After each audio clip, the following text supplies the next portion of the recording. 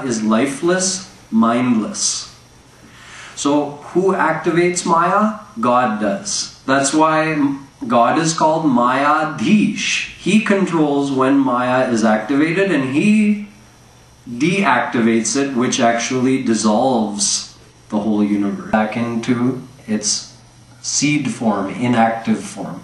Then God reactivates it and takes the form again. Like you turn the TV on and the picture shows up. You turn it off, the picture disappears.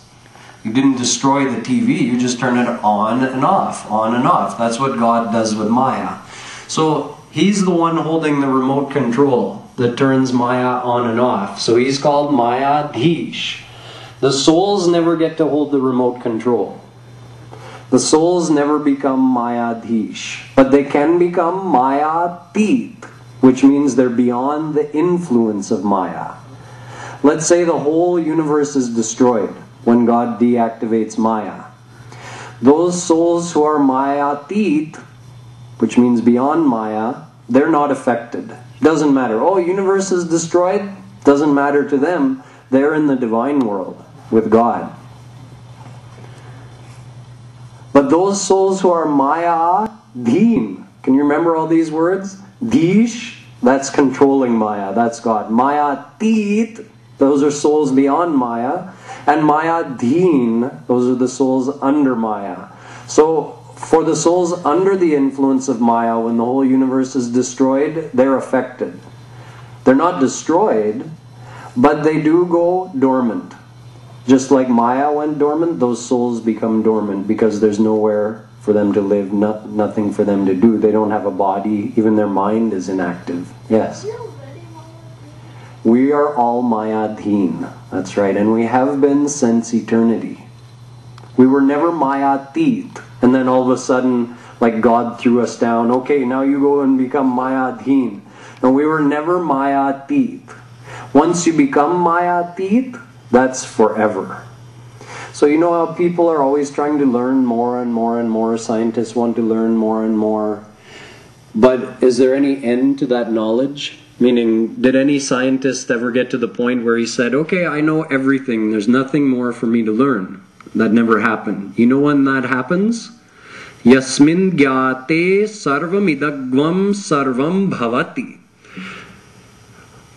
Ved says when you know God, that's the end of your search for knowledge. Because everything originates from God and everything is within God, under God.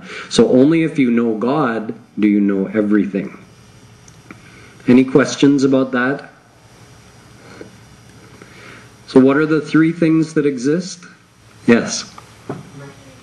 No. See, this is tricky. This is going to be a tricky question on your test. That's my next question. The three things that exist.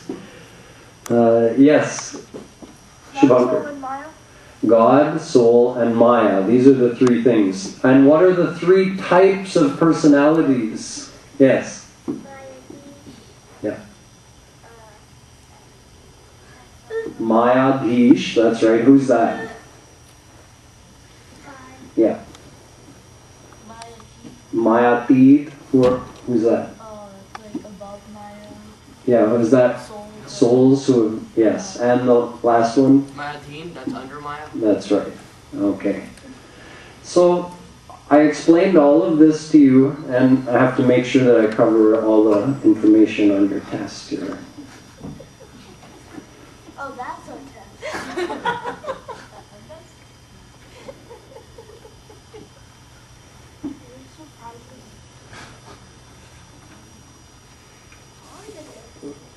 Just one other thing that I wanted to cover before we move on.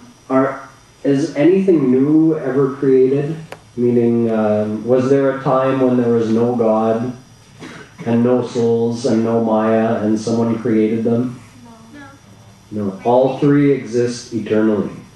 So no one ever created God. Is God creating new souls? No. There are already unlimited souls in existence. Some of them are Mayadhin, some of them are Mayatit, but they're unlimited in number. Yes? What if there was another God who's stronger than the other God? Then, well, there can only be one God. So whoever is the strongest, whoever is the supreme, that's God. Yes. Okay, if there are infinite souls, Yes. then why is the population going up? Are there just souls that are not Mayatit or Mayadeen? Remember I said that every living being has a soul? So you're only talking about human population going up. So if there are more bacteria in this room than there are humans on the planet, which is true, then to increase human population by 1 billion, you transfer 1 billion souls from those lower species into human births. And it hasn't, you haven't even affected the population of those smaller beings like bacteria.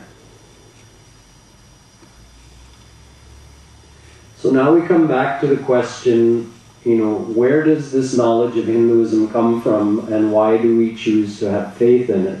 And we have to understand that the knowledge of Hinduism, which is in our main scriptures, the Vedas, Upanishad, Gita, Ramayana, Mahabharata, Puranas, this comes from Mayatit saints.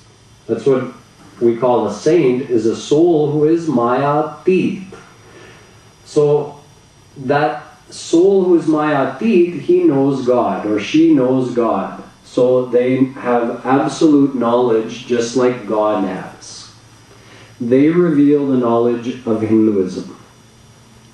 So the first thing to understand is we're not putting our faith in books which are the speculation of the mind, of an imperfect mind, of a Mayadheen soul. These are Mayatit Mahapurush, saints.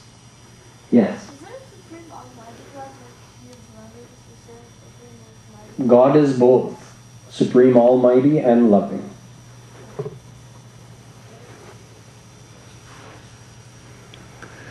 So this is the first thing to understand. What is the origin of the knowledge? The knowledge originates from Mayadhish, God, and Mayatit, souls. Nothing in Hinduism is from ordinary minds like ours. We're all Mayadheen.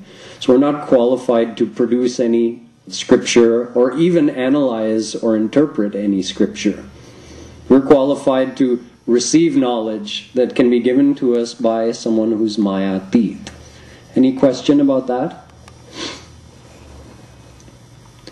Okay, so the next obvious question is, since we want the knowledge, we want to know about God, we want to know about who we are, about life, and I'm telling you, okay, this knowledge comes from Mayatit saints.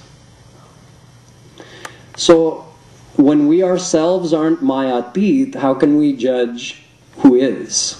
Means like, can a student judge his professor? Can a student look at a university professor and say, oh yes, he's qualified to teach this class, or he's not? No, he can't.